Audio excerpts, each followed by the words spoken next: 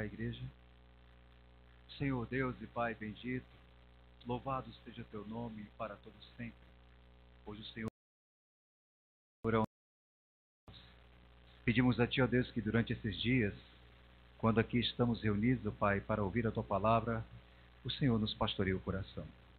Também peço a Ti, ó Deus, que use, ó Pai, Teu servo, da maneira como o Senhor já o pastoreou para nos pastorear. Faça o nosso coração calar e acolher a Tua palavra com mansidão. E também, ó Deus, usa como instrumento do Senhor. Assim oramos e agradecemos em Cristo Jesus. Amém.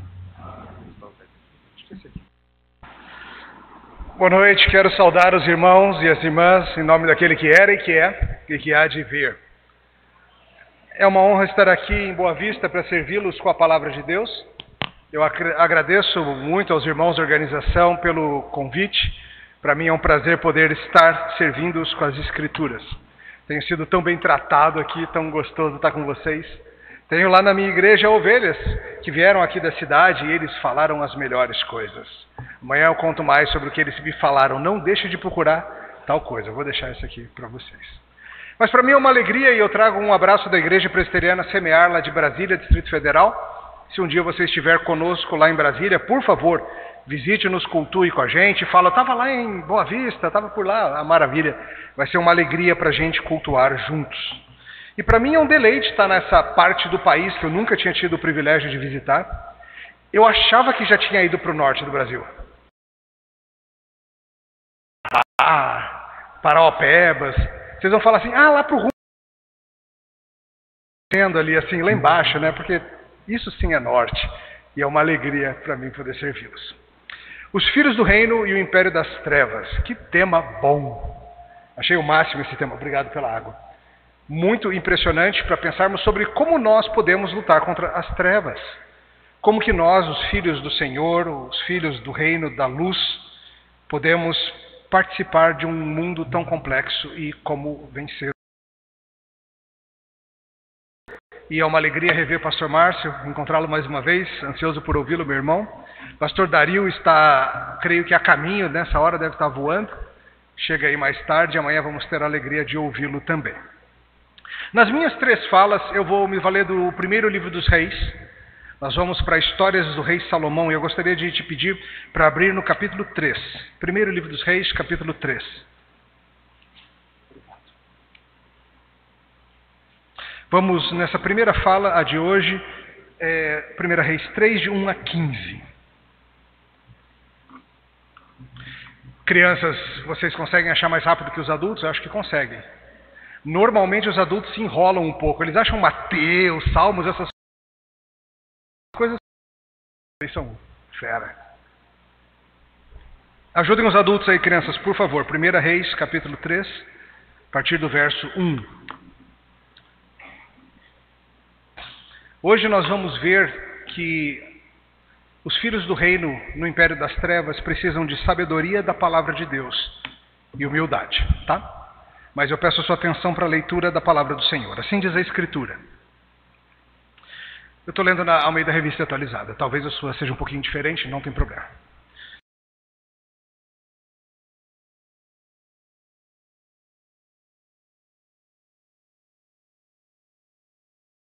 A sua casa e a casa do Senhor e a muralha, a roda de Jerusalém.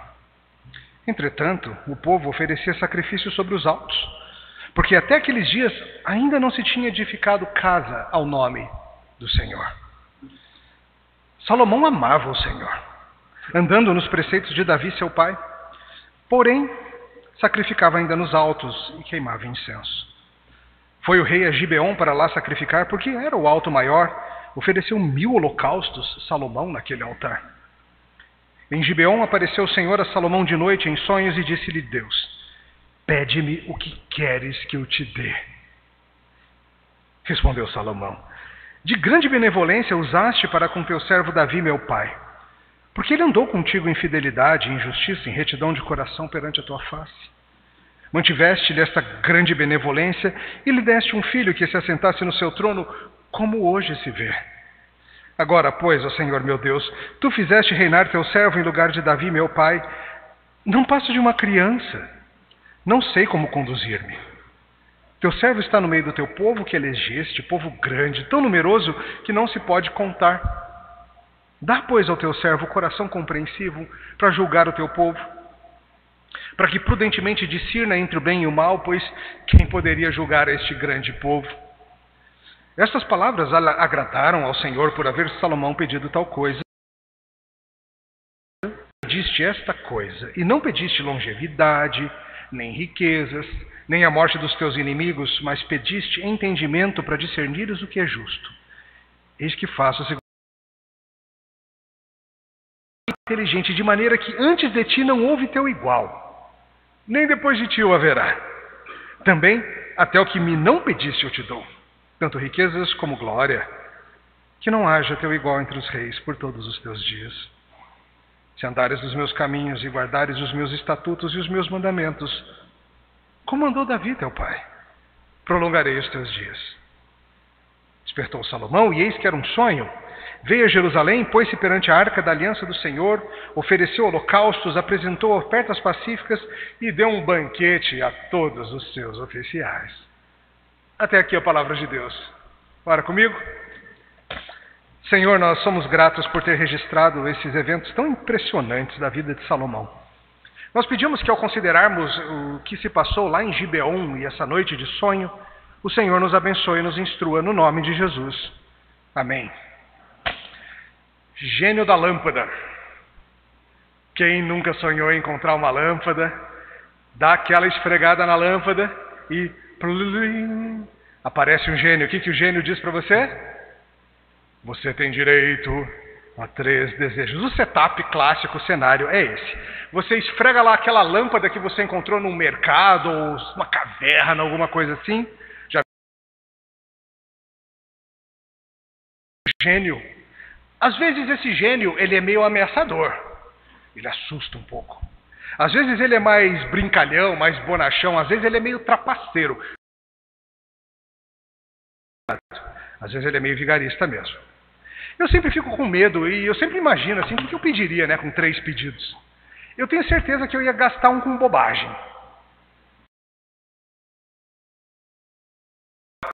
Aí o gênio fala, desejo número 1, e plim, faz aparecer o meu irmão. Eu falo, não é assim. Foi o pedido. Gastou e assim vai. Crianças, o que vocês iam pedir para o gênio, hein? Uma máquina de Coca-Cola em casa. Uma casa da Barbie. Um skate, uma viagem muito legal, um filhote de capivara para você criar, alguma coisa assim. Ou você ia pedir, por exemplo, para haver uma pane nos sistemas mundiais de cartão de crédito e todas as dívidas serem apagadas.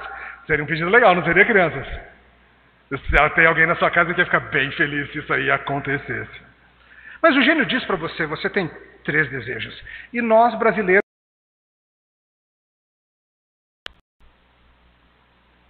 vocês sabem, a gente tenta dar um jeito de burlar a regra.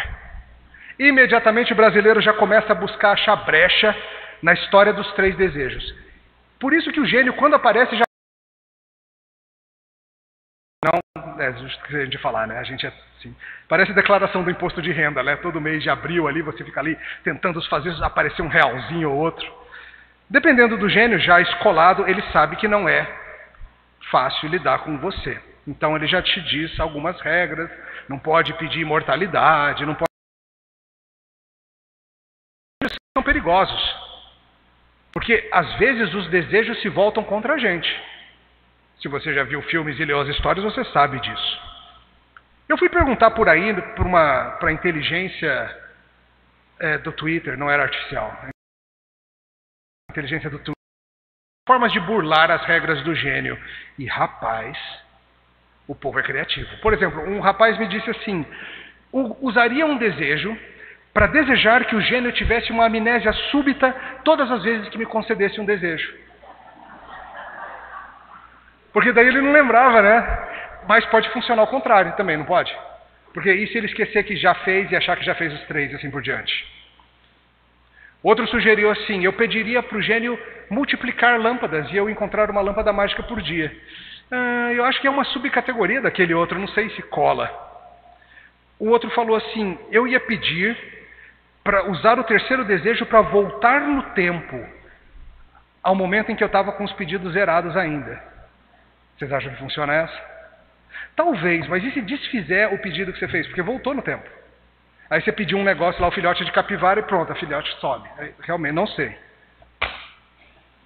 Outro falou assim: eu pediria para todas as regras existentes acerca de gênios e lâmpadas serem abolidas. O que é um problema. Porque, não sei se você sabe, o gênio é um escravo da lâmpada. Não existe, tá, gente? Estou falando da história. Na história, ele é um escravo. Então, se abolir a regra, meu amigo, você nunca mais vai ver o tal do gênio. Ele vai desaparecer. Outro falou assim: eu tentaria o seguinte golpe. Já admitiu que é um golpe.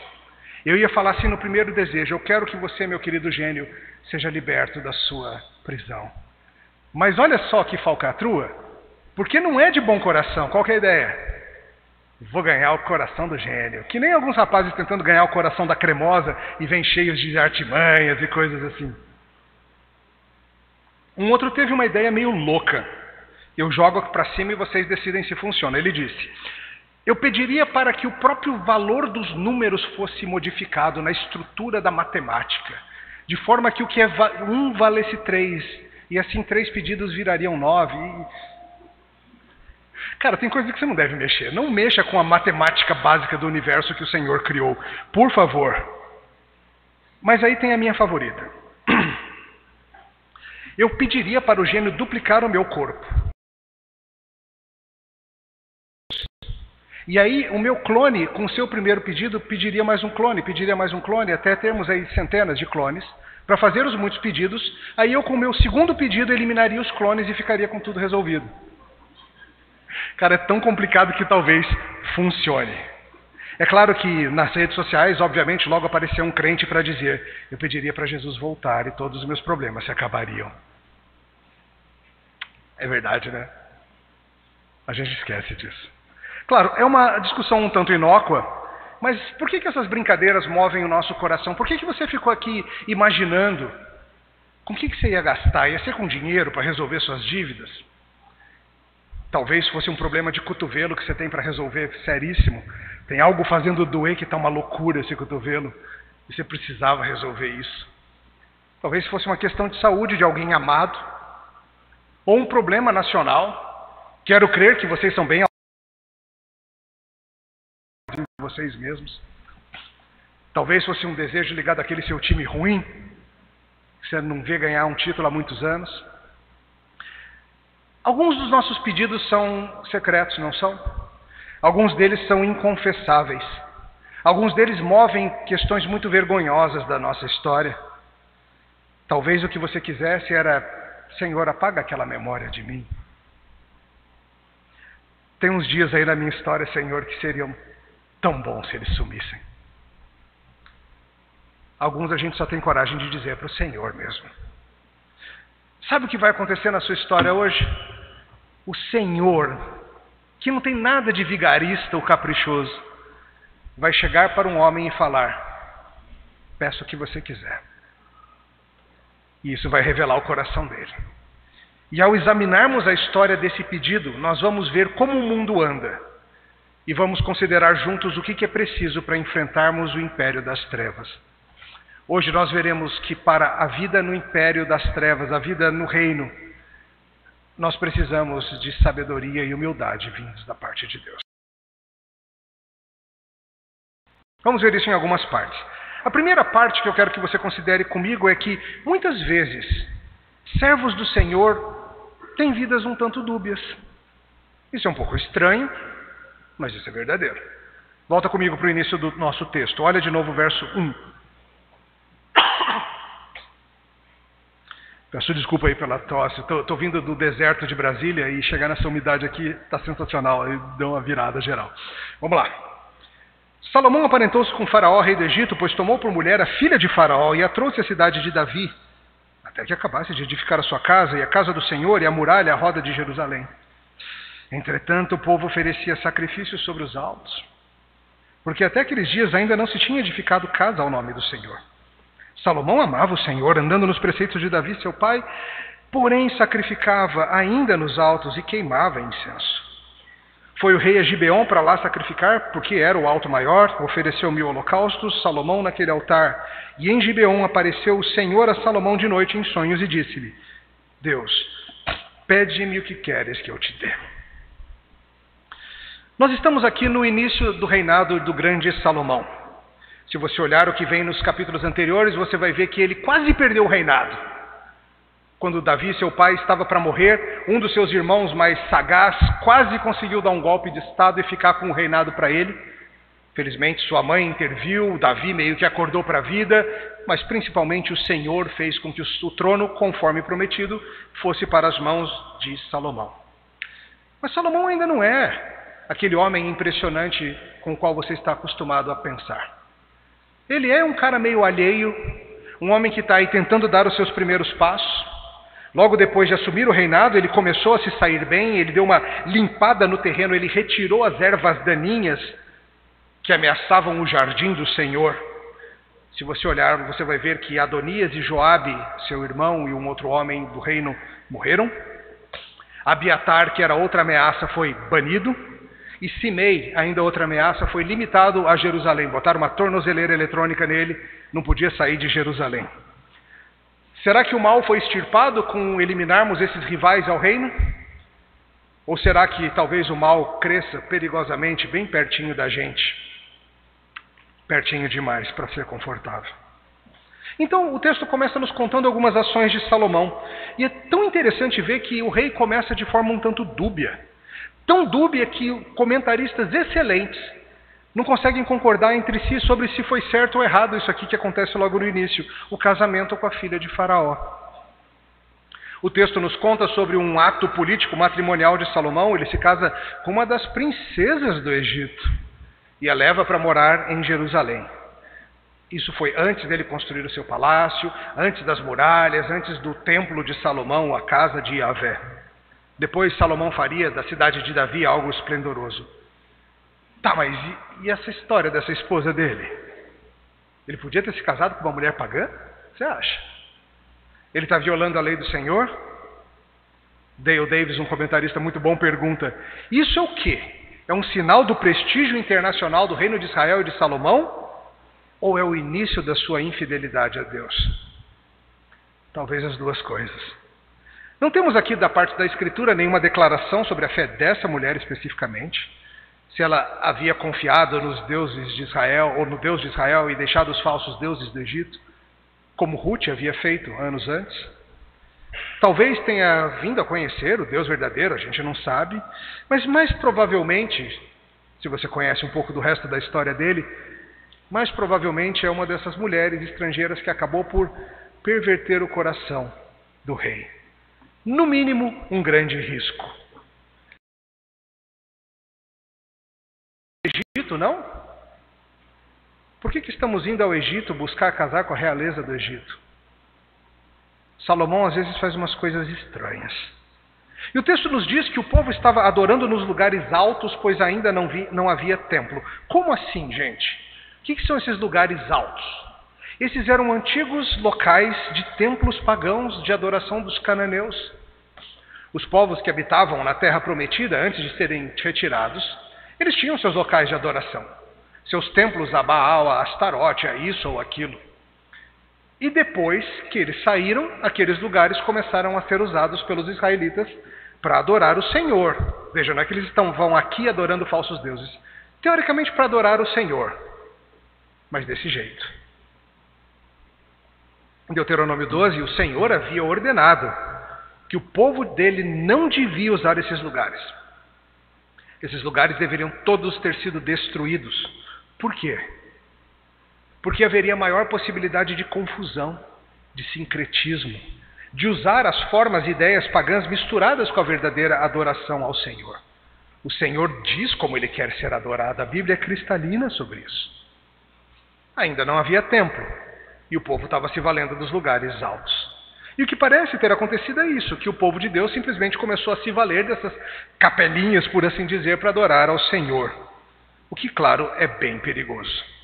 E o texto nos fala então que Salomão foi adorar ao Senhor num desses altos, o maior deles, num lugar chamado Gibeon, e ele levou 1000 holocaustos. Gente, 1000 sacrifícios. Imagina o gasto, imagina a logística, imagina a devoção. E veja que o texto ele é complexo por causa disso. Porque Salomão está adorando ao Senhor, mas de um jeito que o Senhor não mandou. O texto diz que ele ama o Senhor, não disse? Você viu isso no texto?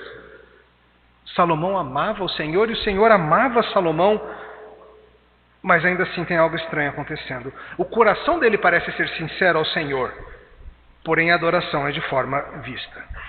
Perceba que o texto traz uma visão muito positiva dele. Ele ama a Deus, Deus aparece graciosamente a ele num sonho, lhe faz uma oferta maravilhosa. Obviamente, isso aponta não para a nossa fidelidade, mas para a graça do Senhor, que apesar de nós, apesar de não estarmos 100% no caminho que deveríamos, e quem de nós está, recebemos constantemente boas dádivas das mãos fiéis do nosso Deus. Foi em sonho que Deus apareceu para Jacó também, não foi? Quando Jacó estava fazendo o quê? Fugindo, depois de ter aprontado para cima do seu próprio irmão. Esse é o nosso Deus. Ele nos alcança onde estamos, mesmo nos nossos erros. Salomão, então, amava o Senhor, mas também fazia isso. Aliás, dizem os comentaristas bíblicos que esse é o único personagem bíblico que se diz explicitamente isso, que ele amava o Senhor dessa forma. E sabe, queridos, eu acho que a gente, olhando honestamente, podemos perceber que a nossa vida é muito assim também. Se formos honestos, cada um de nós poderia dizer sobre nós mesmos: eu amo ao Senhor, mas não? Não tem nadinha na sua vida que precise dar uma ajustada? Eu imagino que tenha. O Senhor quer ser adorado de forma correta, o Senhor aparece para ele com uma baita oferta, e essa adoração que Salomão faz é uma evidência do amor, não uma exceção a ele, embora precise ser corrigido. Inclusive, se você notar, o texto termina dizendo, já nos adiantando um pouquinho, que depois disso tudo o que acontece? Ele não volta mais. Ele pôs perante a arca da aliança do Senhor e em Jerusalém ele começa a adorar. Em nenhum momento o texto diz que ele voltou mais a Gibeon. Depois disso tudo ele acordou e viu: preciso fazer a sério, preciso construir o templo, preciso servir ao Senhor da forma que o Senhor deseja ser servido. No fundo, amados, é a maravilhosa verdade de que mesmo quando nós somos infiéis, Deus continua sendo fiel. De que Deus deseja estar livre para nos proteger, nos amar e nos corrigir conforme os seus desejos. Sempre é pelo auxílio dele, sempre é pelo caminho que ele provê, sempre é como ele faz. O ministério público do rei Salomão, ele é dúbio no seu início. Ele não é perfeito. Claro, isso deveria fazer você pensar num outro rei que veio bastante tempo depois. Um rei que veio, também um filho de Davi, em cujo reinado não houve dubiedade alguma, houve? Quando Jesus Cristo, o filho de Davi, anda pela terra por regiões parecidas com essa, ele não dá nenhum passo em falso. Ele não hesita de forma errada. Ele nunca fez algo mais ou menos torto, mas as intenções eram puras. Ele nunca peca de forma alguma. O Senhor Jesus foi maravilhosamente melhor e superior até ao grande Salomão. Nunca, enquanto criança, vocês crianças, nunca quando jovem adulto, tantos jovens adultos aqui, ou homem feito, o Senhor nunca andou com motivos mistos, nunca mentiu, nunca assassinou, nunca adulterou, nem no seu coração. Quem de nós pode dizer o mesmo? Pelo que ele é. Esse é o grande rei Salomão? Quase perdeu o reinado, meio torto aí, sem saber o que fazer, ainda adorar nos lugares altos. Isso é muito importante, irmãos, porque nós precisamos entender que o reino de Deus avança por meio de heróis quebrados. Todos nós, servos do Senhor, filhos do reino, somos quebrados e caídos e ainda estamos no processo de sermos refeitos à imagem de Cristo. Cada um de vocês, cristão, está passando por um processo chamado santificação, que basicamente significa que Deus está fazendo você ficar parecido com Jesus. Santificação é só isso. Deus está fazendo você ficar parecido com Jesus Cristo. Mas você ainda não parece tanto assim não, tá? Nenhum de nós parece tanto assim. Você acha que o Senhor só vai ter utilidade no reino para você lá no final da sua vida, quando você estiver bem parecidão? Porque eu encontro pessoas que falam assim: pastor, eu não estou pronto para servir no reino ainda, eu sou recém-convertido, eu ainda tenho que mudar muita coisa aqui no meu pensamento. Tem mesmo que mudar. Mas o Senhor é poderoso para te usar de várias formas já. Eu encontro pessoas, e talvez alguns de vocês aqui sejam isso, que dizem coisas como: pastor, eu gostaria de servir ao reino, mas eu fiz cada coisa, pastor. Quando eu andei longe do Senhor antes de ser chamado, ou num tempo de desvio, eu fiz cada coisa, pastor, que se eu te contar, você não vai querer que eu volte aqui na igreja. Você acha que o Senhor não sabe? E você acha que o Senhor Deus não é capaz de te usar no serviço do reino dele, apesar de você? Apesar dos seus caminhos, apesar da dubiedade dos seus passos? Queridos, se nós formos esperar que vocês estejam perfeitos para botar vocês para trabalhar, nem a gente devia estar trabalhando. Nenhum de nós da igreja, nenhum de nós presbíteros, diáconos, ninguém. O que nós precisamos é, quando percebemos, como Salomão, que algo na nossa vida precisa ser endireitado, a gente vai e mexe nisso. Depois de receber sabedoria de Deus, ele se dá conta que adorar nos lugares altos não é correto. Talvez tenha tido acesso à lei do Senhor, a gente não tem esses detalhes, e viu que não devia fazer isso. Começa a se mover na direção de fazer as negociações para trazer o material, para construir o templo, e nunca mais vai adorar em Gibeon.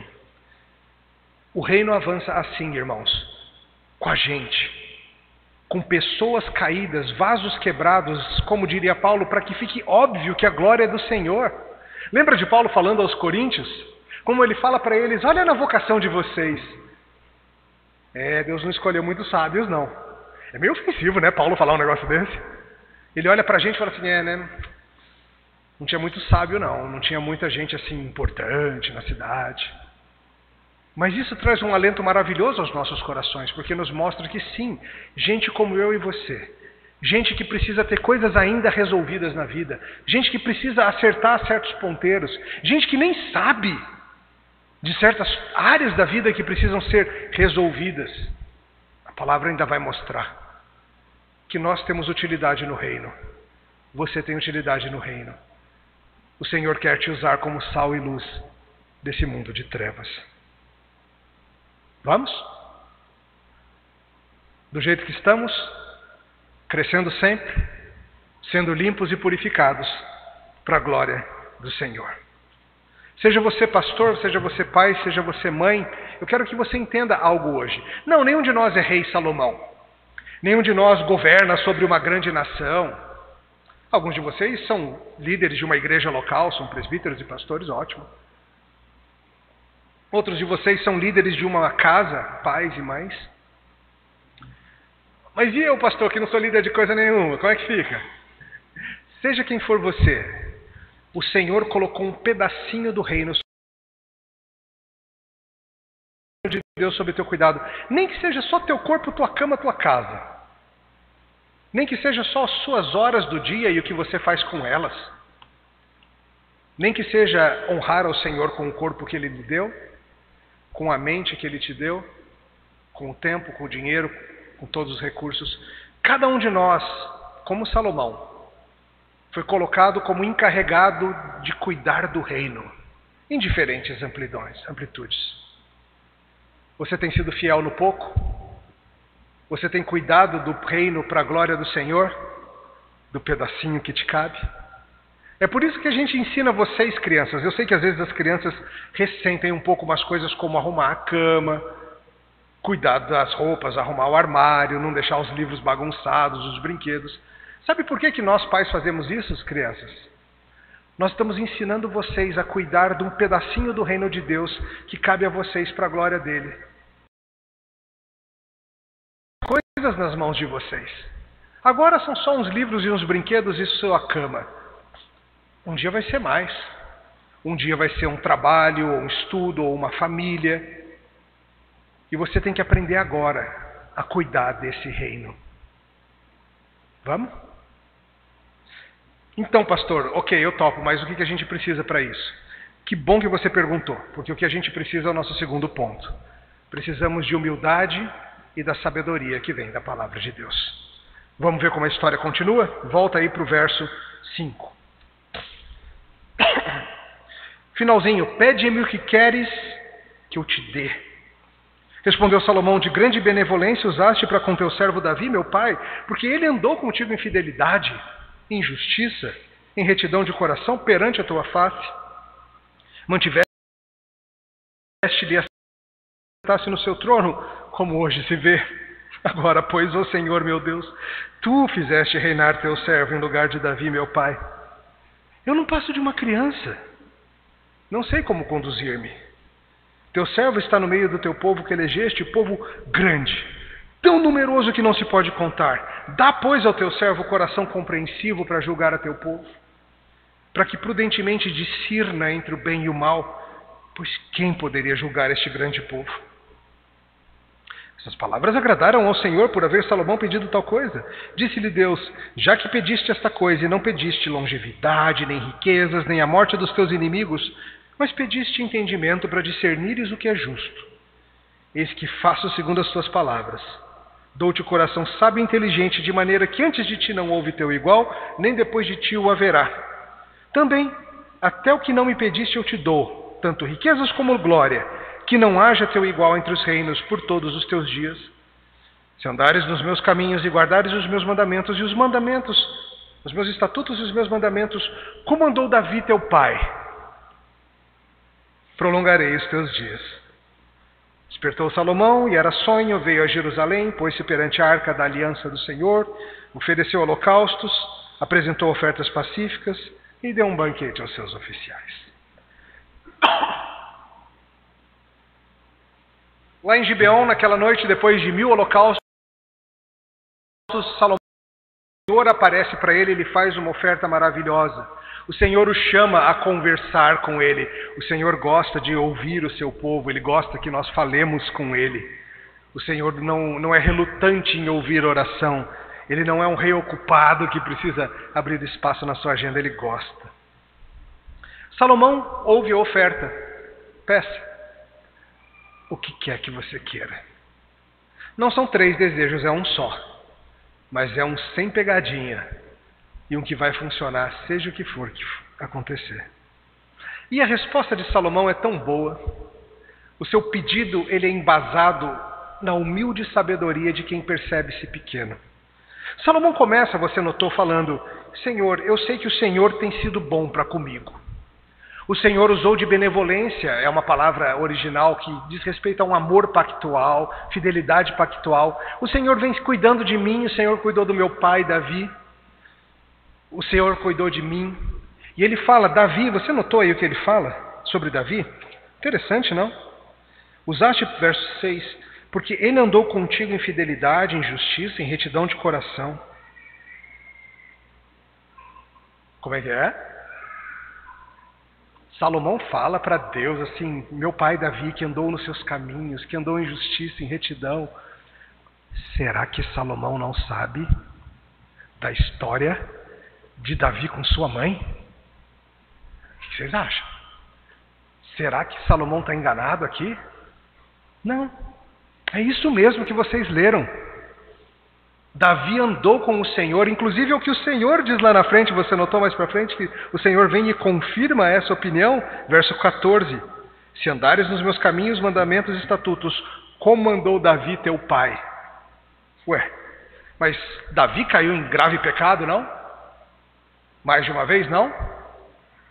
Perfeito, irmãos.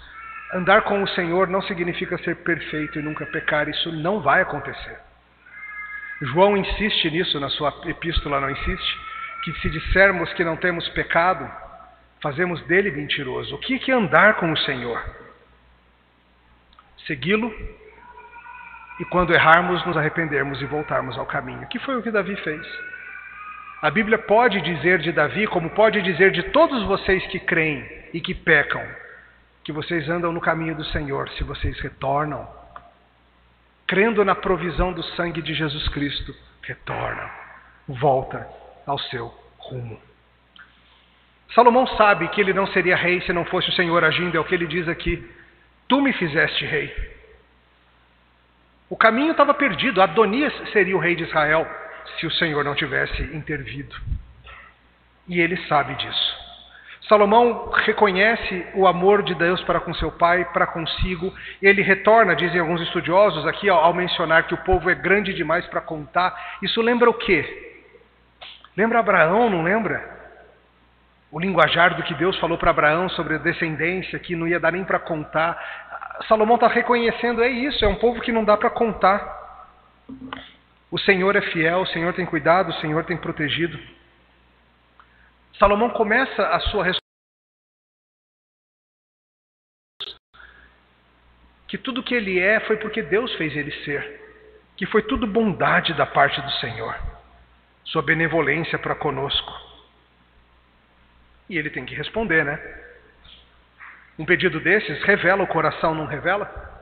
Como o Dale Davis diz, uma oferta dessas é tanto um carinho como um teste. Vai revelar o coração do que importa.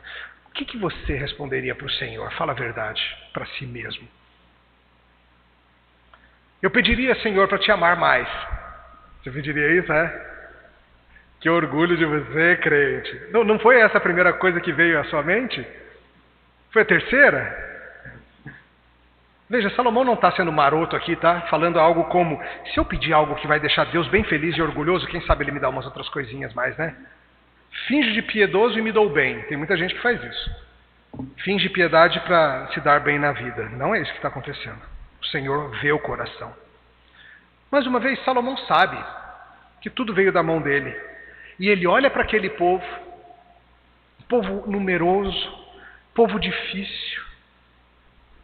E ele fala, vai dar um trabalho cuidar dessa turma. Vai ser difícil pastorear esse pessoal. Eu não passo de uma criança. Veja, não é que ele é literalmente uma criança que nem na história do mundo. A gente teve às vezes um príncipe regente que assume o trono com 8 anos de idade. Isso aconteceu já. Não era o caso. É um jeito de falar de alguém que se reconhece pequeno. É alguém que sabe que é inadequado. E ele fala, Senhor, eu preciso que o Senhor me ajude a discernir o certo e o errado. O bem e o mal. Eu preciso da sua ajuda, Senhor. Eu preciso da tua sabedoria. Irmãos, esse tipo de humildade é essencial para enfrentarmos as trevas no reino de Deus. Essa humildade de saber que tudo que você tem te foi dado. Tua mente privilegiada, teus anos de estudo e diplomas, teus recursos financeiros, tua capacidade de falar em público, a sua facilidade de fazer conexões, a sua facilidade de liderar, seja o que for que você tem, que é útil ao reino. Foi Ele que deu. Você reconhece isso? E você reconhece que se não for Ele te guiando, você não vai usar direito? Você vai meter os pés pelas mãos? Humildade é se saber inadequado. Isso é chave na liderança do reino. É uma das razões pelas quais Paulo alerta para que a gente não escolha presbíteros muito novos na fé, porque é um risco que eles saiam desse caminho da humildade. Um diácono, um pastor tem que ser alguém que já andou por aí e já viu que só na força do Senhor dá para acontecer o serviço. Só na força do Senhor. Você tem humildade para pedir ao Senhor sabedoria para cuidar do seu pedacinho do reino? Quantas igrejas, quantas famílias foram arruinadas por líderes imaturos que se recusam a crescer? Líderes verdes que se recusam a amadurecer. Quantos pedacinhos do reino padecem pela nossa incapacidade em sermos humildes e recorrermos à sabedoria divina para a nossa orientação, para as nossas decisões. Veja, a sabedoria que Deus dá a Salomão é uma de fazê-lo entender a vida e aplicar a lei à vida. Entenda, isso tem que ficar muito claro para você. Deus não está prometendo para Salomão que todas as vezes que Salomão precisar decidir alguma coisa, Deus vai aparecer para ele, dizer algo para ele, ou lhe dar um sonho, ou alguma coisa assim. Deus não está prometendo isso. A sabedoria que Deus está prometendo a ele é o entendimento da lei que Deus já tinha dado. Se você pegar depois um livro chamado Provérbios, de Salomão, você vai ver quantas e quantas vezes ele fala sobre os preceitos, os estatutos, a lei, a palavra, coisas assim, o tempo todo aparecem porque é de lá que Salomão tira o seu entendimento para a vida. E eu te pergunto, você que tem esse mesmo livro que Salomão tinha, na verdade você tem bem mais do que ele tinha. E você tem o Espírito para te iluminar no entendimento. Você tem pedido sabedoria ao Senhor para cuidar do pedacinho do reino que está sob teu controle? É por Espírito e palavra que o Senhor vai fazê-lo. Você, por exemplo, que é pastor de uma igreja, presbítero, você está num ponto da vida em que você acha que pastorear tiro de letra. De fato, os primeiros anos do ministério foram difíceis, mas agora, meu amigo, está fácil. E você não lê mais a Bíblia com o afinco que você lia, e você não busca aprender mais do Senhor em bons livros, em bons cursos, porque meio que, ministério é comigo mesmo. Você está nesse ponto? E você, pai, você que é chamado para liderar um lar, para a glória de Deus, cabeça de um lar, você percebe o tamanho da tarefa? Ou você acha, não, ser pai é moleza, ser marido é tranquilo, sou ótimo nisso. Você é ótimo nisso, é? Eu não vou perguntar para ela, fique tranquila. Mas você devia ter a humildade de falar, eu preciso, Senhor, da tua sabedoria diariamente para isso. E você tem pedido ao Senhor pelos seus líderes para que eles sejam sábios? Veja, os pastores de vocês precisam de sabedoria. Eu vou contar para vocês uma coisa que talvez eles não digam diretamente. Vocês são muito difíceis. Sim, vocês são difíceis de cuidar. Às vezes a gente vai fazer um carinho na ovelha, tomar mordida. A gente fala para vocês irem para uma direção, você fala, obrigado pastor, mas eu vou para outra. Da vida, a gente vê, vocês já estão lá pendurados no penhasco. Às vezes vocês vão comer coisa do caminho aí, se alimentar de coisa que faz mal. Vocês são difíceis, tá? Você tem pedido ao Senhor para que dê esse tipo de sabedoria a quem governa a tua vida? Teus pastores que responderão diante de Deus pela tua alma. Você tem clamado a eles por isso? Ore pelos seus pastores, pelos seus presbíteros. Crianças, eu sei que às vezes o papai e a mamãe, eles não acertam todas, a gente sabe. A gente sabe. Eu sou papai também. Mas é uma boa oração para você fazer, sabia, crianças? Senhor, dá sabedoria para o papai para ele cuidar bem de mim. Para a mamãe cuidar bem de mim, para eles cuidarem bem da nossa casa. É difícil, Senhor.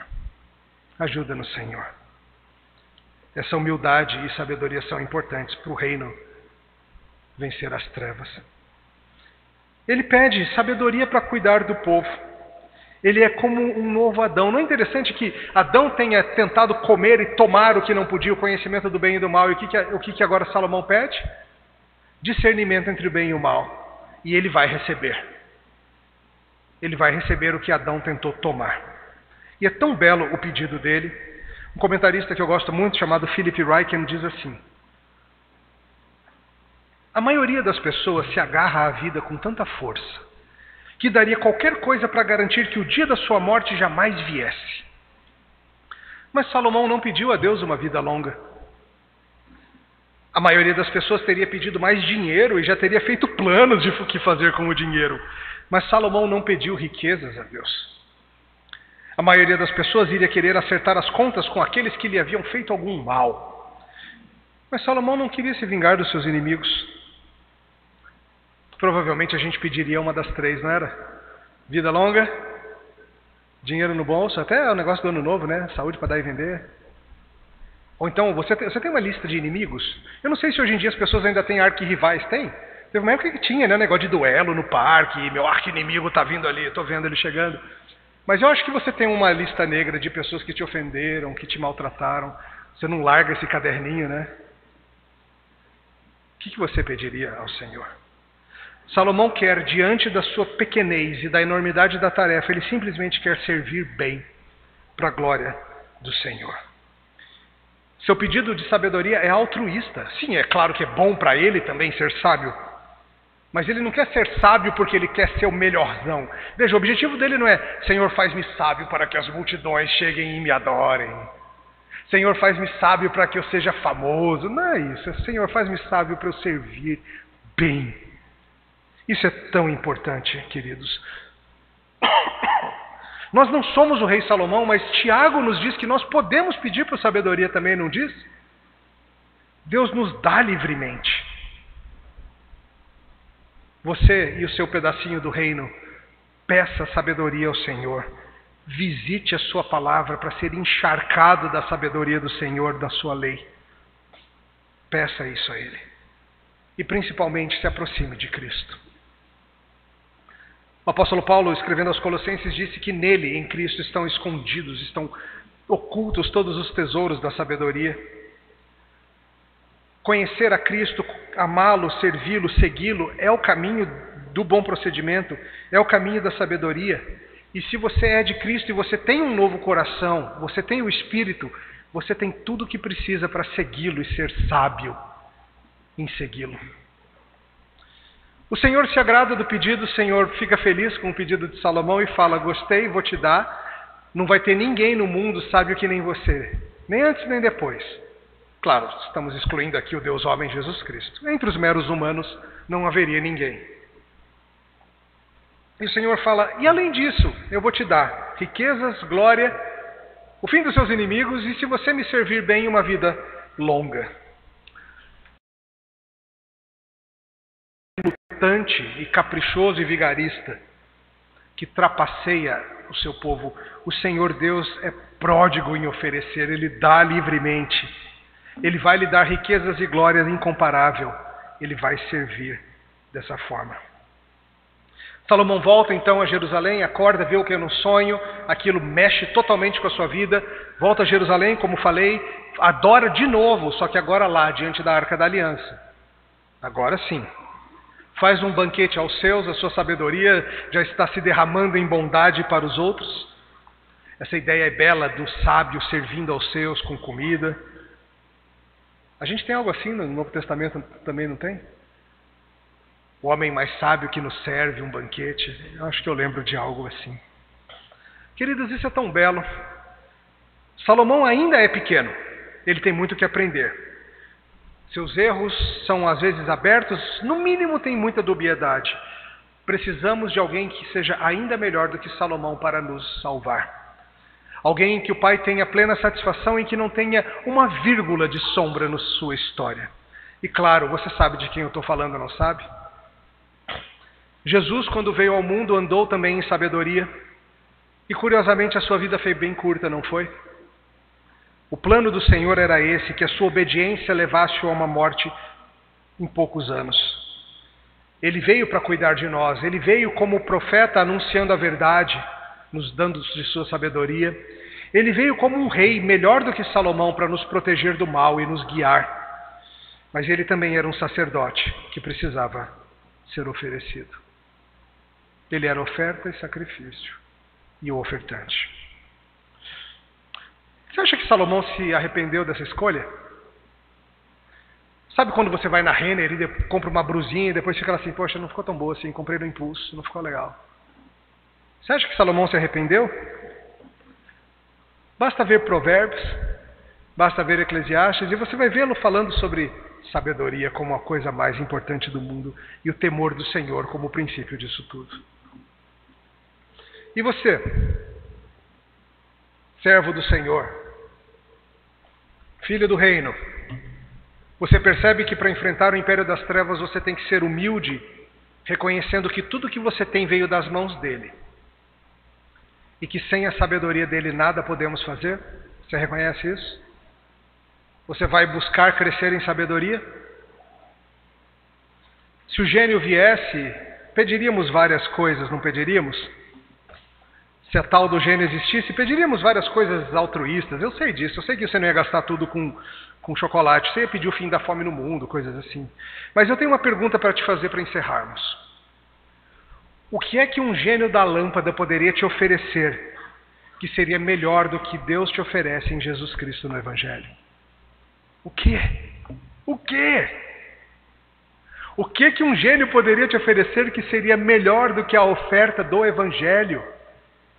Perceba, se você tem a Cristo, você tem todas as riquezas do mundo. Paulo falou aos Coríntios: se temos a Cristo, todas as coisas são nossas, herdaremos a terra. Se temos a Cristo, temos o fim dos nossos inimigos? Temos também. Vai chegar um dia em que o Senhor vai pegar a própria morte pela garganta e perguntar: cadê o teu aguilhão? Em que o acusador será lançado para sempre no tormento, em que o meu coração rebelde vai ser por fim domado. Se aproxima o fim dos nossos inimigos. Vida longa é o que você gostaria? Que tal vida eterna, então? Sabedoria é o que você quer? Você tem palavra e espírito. E você tem gente mais sábia e mais velha que já anda com o Senhor há mais tempo para te ajudar. Um dia, o Senhor vai refazer o seu coração de vez. E ele vai ser incapaz de qualquer erro ou dubiedade, vai ser plenamente de Cristo. Tudo graças a Jesus. O que um gênio poderia te oferecer que você não tenha melhor na livre oferta do Evangelho de Jesus, hein? Bem que ele disse que ele era maior do que Salomão. A ele seja a glória. Oremos. Louvado seja, Senhor, por Jesus Cristo, maior do que Salomão, e pela livre oferta que recebemos desse Evangelho. Senhor, reconhecemos que precisamos de sabedoria para cuidar dos pequenos pedaços do reino que o Senhor incumbiu a nós. Alguns de nós cuidam de igrejas inteiras, outros de nós cuidam de lares, outros de nós cuidam só do nosso corpinho mesmo. Mas precisamos de Ti, Senhor. Faz-nos crescer em sabedoria, abençoa nossas crianças, abençoa nossos líderes, abençoa-nos, Senhor. Faz-nos sábios que Te servem bem no reino. Em nome de Jesus. Amém. Que o Senhor os abençoe, grato pela atenção.